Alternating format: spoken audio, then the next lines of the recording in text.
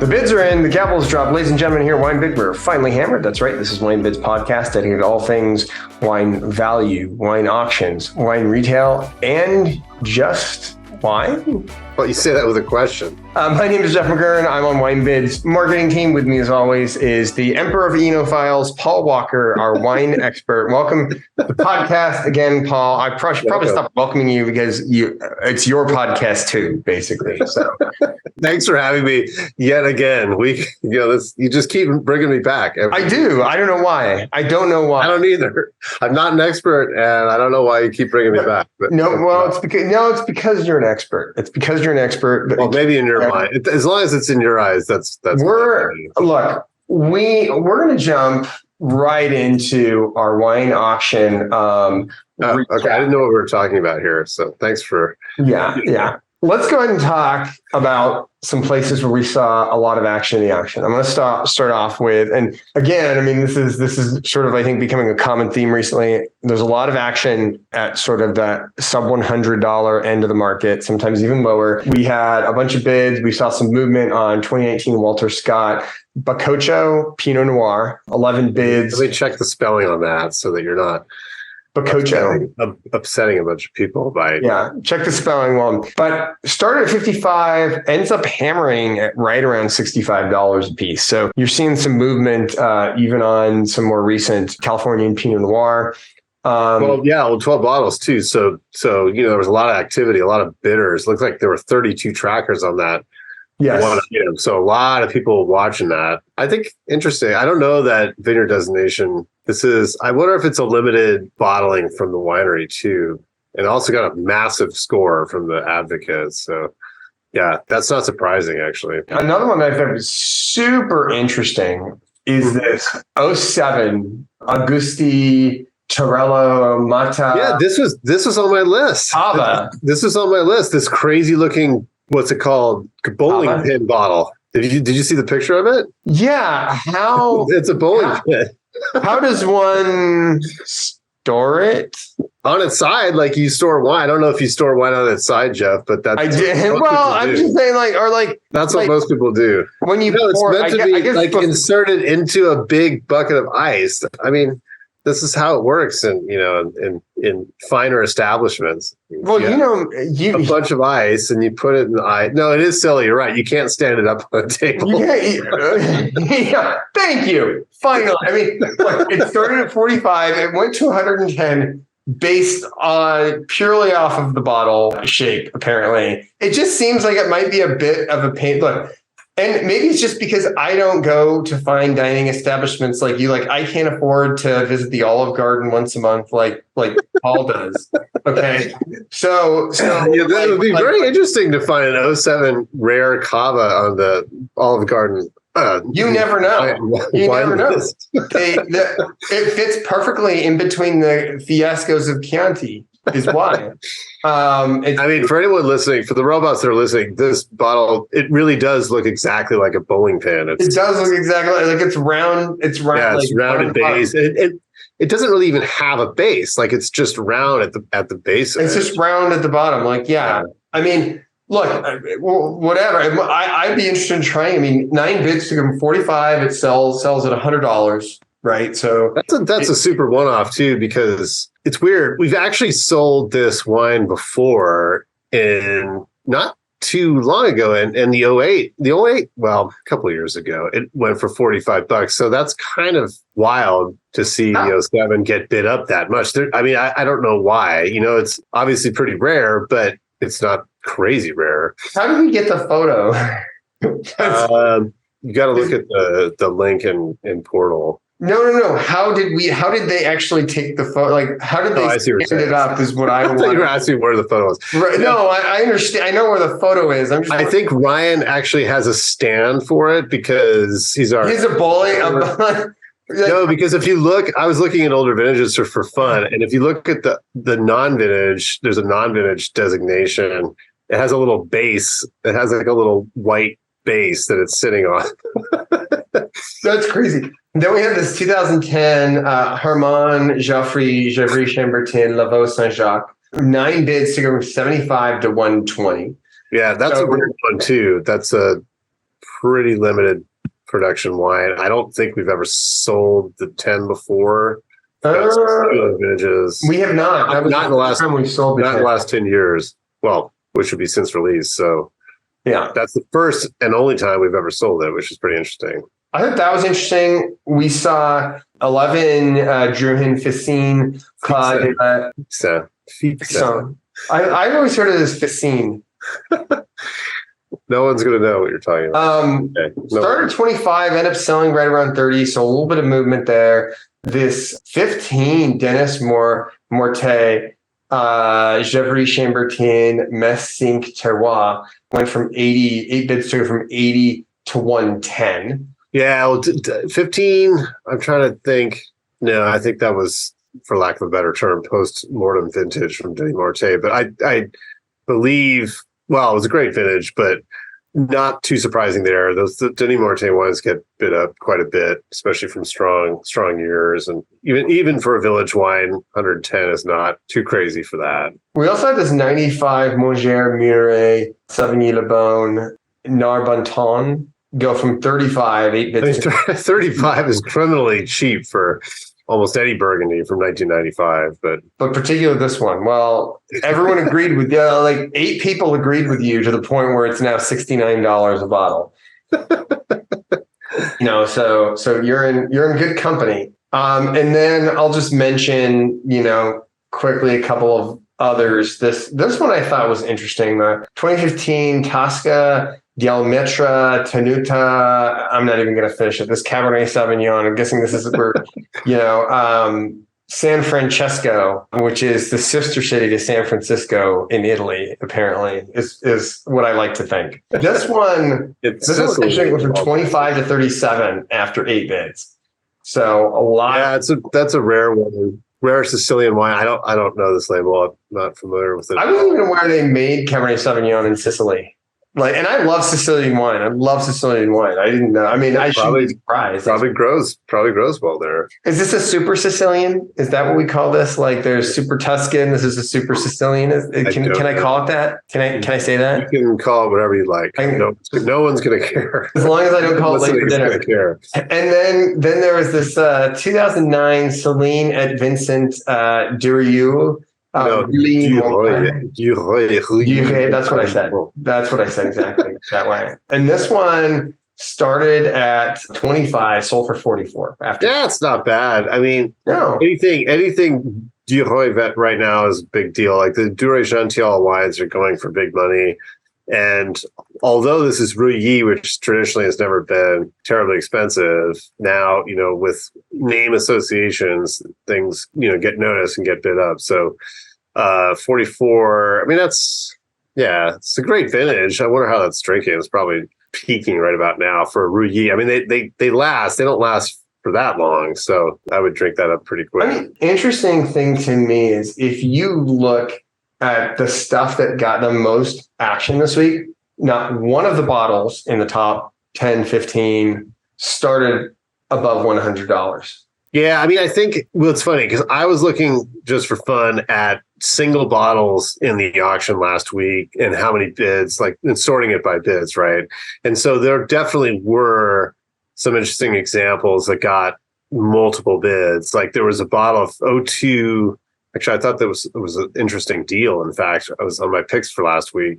O2 Cheval Blanc started at $350 and got bid up to $430, which was, that's pretty significant. That's a major leap. And because I think it sold probably not that long ago for less than $300. So that one was kind of surprising. 79 Pichon got bid up from 140 to 170. Let's see what else. 81 Trotton Noir, you were asking me about that wine. Started at 125, got bid up to 183. That's pretty impressive. So, you're right. I mean, for the most part, a lot of things in the, under 100 category, and especially in the 30 to 50 category. But there's a lot of quantity on some of these wines too. Like these Walter Scott wines, there's multiple bottles of a lot of them, which is kind of rare to see. It's hard to find those wines in the first place. So when you see multiple bottles of them, it's kind of, that's pretty interesting. Yeah. It's so interesting to me how much activity we're seeing at this segment of the market, right? They're just, Like I said, we keep saying this week after week. It just seems like there's a lot of activity going on in the sub 100. I mean, sub 200. it's an incredible buyer's market right now. There's incredible buyer's market. We've been, sort of raving about all these deals week after week after week, and it's not like they're not coming in anymore. There's always interesting things that like are sort of underappreciated and underpriced, if you will, at auction.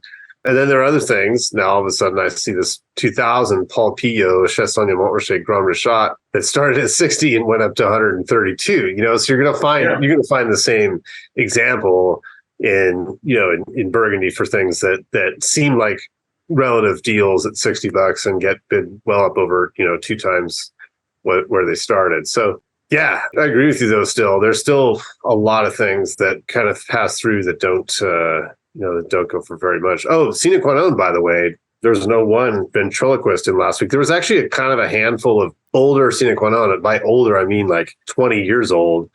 And the ventriloquist sold for $320. It started at $220, which I think was based on probably recent auction history, or at least within the last year or so. But that's kind of interesting to me to see, an older Sine Qua Non get bid that much. For sure. I don't think that was at the time, I think this was the non-estate wine, when they actually didn't own the vineyards, which, all the sort of the fancier labels they made were the 11 Confessions vineyard. And back then, I don't think they owned, they bought fruit, obviously, for some of these wines. And this is one of the purchased fruit wines, but still pretty impressive. It got bid over $100 for a Sine Qua Non. You don't see that happening all the time.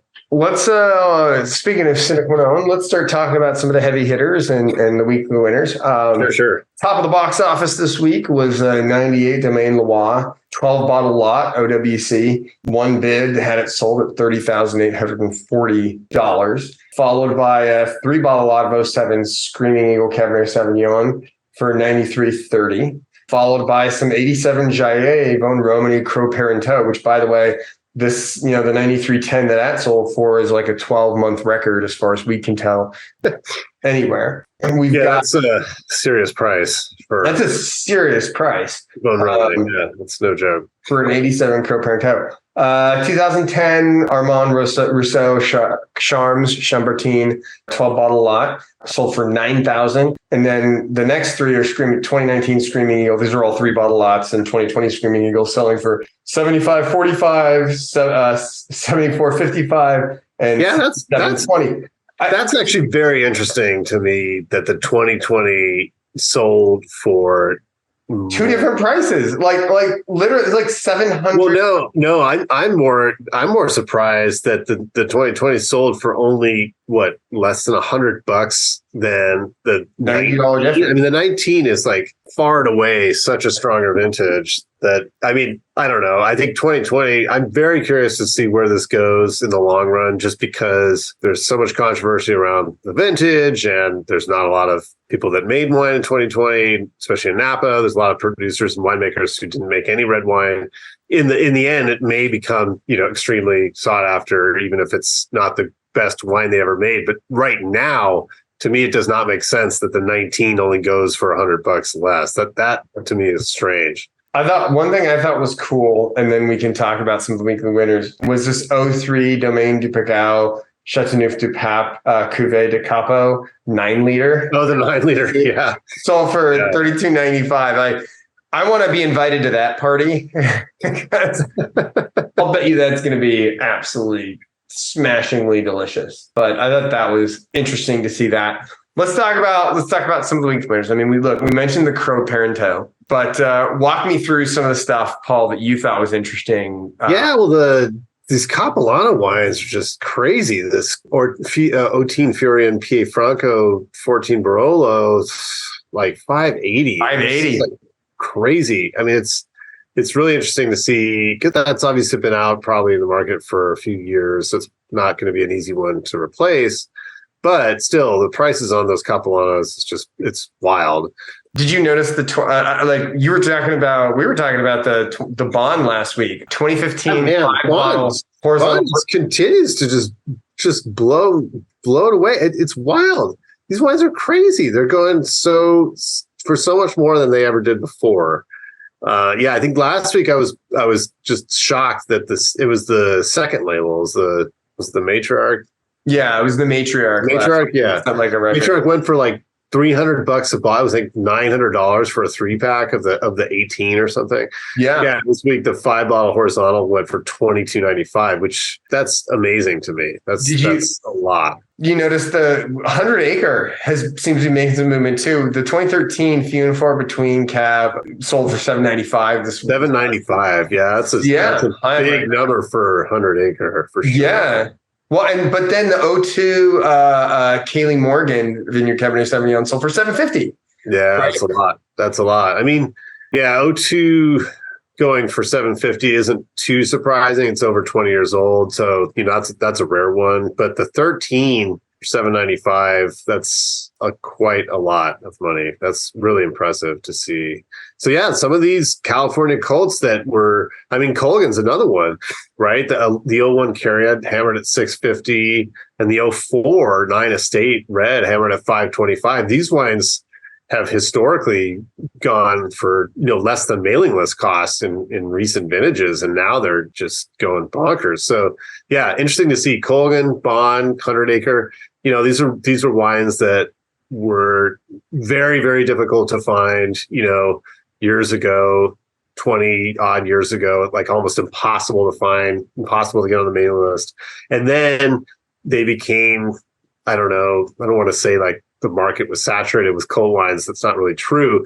But the auction, the secondary market, they did not perform nearly as well as they were years and years ago. And then now it's like they're having a renaissance. So it's fascinating for me to see this after being in this for 20 years. So anyway. The only other one I want to mention, and then we can wrap up, is that 91 Vega Sicilia Unico that sold for $900, right? That's high on record, right? The previous high on record was 609 in 2020. And actually, we saw this in 2022, in December 2022, it sold at auction for $535. So the fact that it's like gone up to $900 a bottle in such a short period of time, right? And by the way, there was no action in the auction on that. That was one bid. One bid, yeah. Yeah, that was a single bid. So I think we're just seeing this inch up and up and up. Anything else you want to mention before we wrap up? No, I don't think so. I mean, there were a couple there was a 15 McDonald hammered at 600. Saw that, yeah. Still really strong. McDonald's creeping up and up and up and up and up, I feel like. I think we're seeing McDonald at nearly every vintage just slowly moving higher and higher. It's very successful in the secondary market for sure.